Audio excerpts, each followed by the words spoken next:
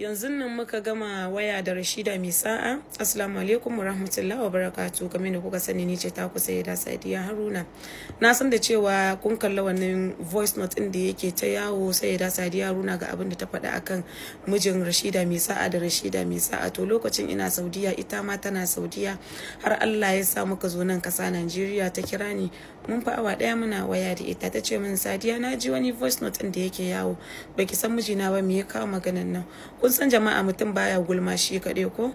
Sai na biyo na ce ki shiga WhatsApp ɗinki, kin ji kuma kowa ya san lokacin da aka samu misunderstanding lokacin aure na da dai wai, kun san dai an samu misunderstanding lokacin. To lokacin kowa na jin haushin kowa, kuma babu yanda za a yi a ce mutum yayi gulma shi kaɗai. Sai na ce quite alright, it's my voice ina ne, gashi ga abin da wace ta ce tukuna. na ce sai ta fahimce ni, na fahimce ta, kuma na ba ta hakuri. Nace ni ban san mijinki ba, ban taba kallon mijinki ba, dan Allah dan Annabi Anti Rashida ki hakuri.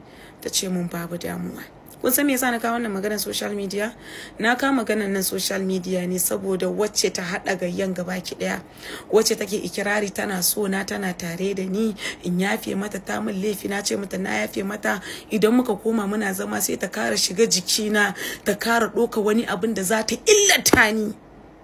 To duk bata samu wannan daman ba, to sai ta zauna muka yi gulma, sai ta kwashe nawa gulman, sai ta zo tana posta shi, sai ita kuma nata ta ajiye.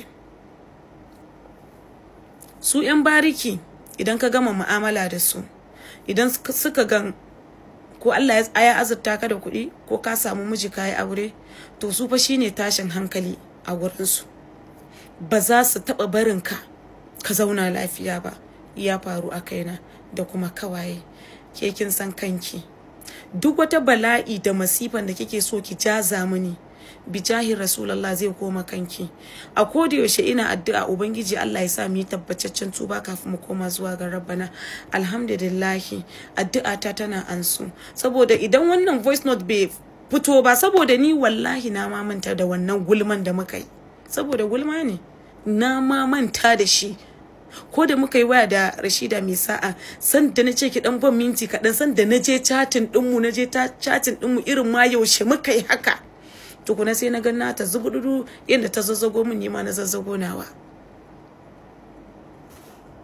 To ni yanda kuke bude page kuke kawo voices ina, ni ba zan muku ba. Idan zan muku nan haka zamu yi da ku, bani da wannan lokacin, because I have so many things to do. Taro ce da ba a gina shi ta farkin Allah da manzansa ba, kun gan inda ya kwabe. So Anti Rashida, mun yi waya da ke, na baki hakuri, kuma ina kara baki hakuri a nan gurin video. Allah ya sa mu dace, na gode. Sorry kuma abin da na manta ban gaya muku ba, wannan voices din da ya fito nan fa, wani shekaran shi daya, wani shekaran shi biyu, wani in fact abubuwan da ma yake fitowa na shekara 5 ne. To saboda Sayyida Sadiya Haruna ta yi aure, tana zama lafiya da mijinta, sun kawo duk wani tsofaffin bidiyon ta da zai sa mijinta ya gani ya sake ta a wulakanta ta, babu. To bari mu hada ta da mutane fada. Babu wacce za ku hada ni da shi fada, babu wanda za ku hada ni da shi fada, kuma babu wanda ni nake gaba da shi ko nake fada da shi. Idan ke ko kai kana gaba da ni, tsakanina ni da kai sai dai in yi addu'a ubangiji Allah ya tsare ni daga sharrinka. Kuma duk taron da za a kulla shi, ba ta hanyar Allah ba, to wallahi a ba mu abin nan lokacin da kika zo kika yi kememe a aure na ni da G-Fresh, kika yi kememe, I thought mun girma, mun yafe wa juna, komai ya wuce. Ashe ke ba kya son ci gaba na? Ashe jira kike yi kawai wani abu ya faru ki hada min masifa da bala'i? Ni ba zan bude life in zage ki ba, because I am beyond that. Sannan ni da ke ba zan taba kawo voice din da muka yi ni da ke ba, amma for your information na tura Rashida mai sa'a gabaki daya.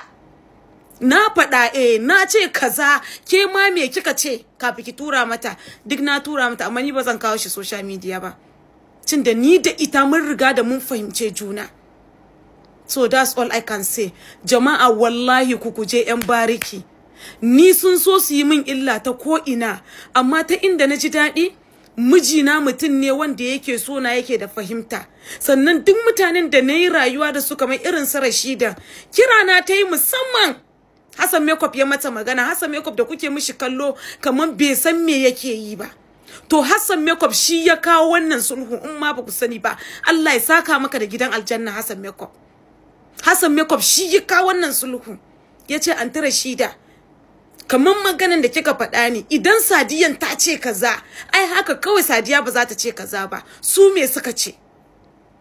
Na tutura mata gabaki daya, amma ni ban da time din ku. Wallahi ban da time din faɗa, saboda yana cikin agreement din da nayi da mijina kenan. Baya so ya ji ni ina faɗa. To idan ina son aure na dole ba zan yi faɗa da kowa ba. Zaman lafiya nake nema da kowa. Yauwa ba zan so in mutu da haƙƙin wani a kaina ba. Amma kar ki fasa ki ci gaba da yi. Duk abin da kike shirya min a kaina bijayi Rasulullah zai koma kanki.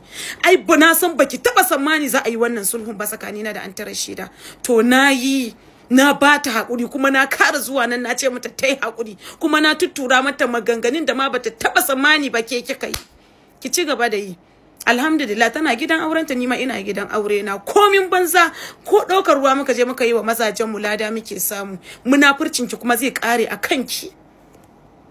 Ubangiji Allah ya kashe mu a cikin gidan mazajen mu. Ubangiji kuma Allah ya sa mu yi tabbataccen tuba kafin mu koma zuwa ga Rabbana. Hassan Makeup, nagode.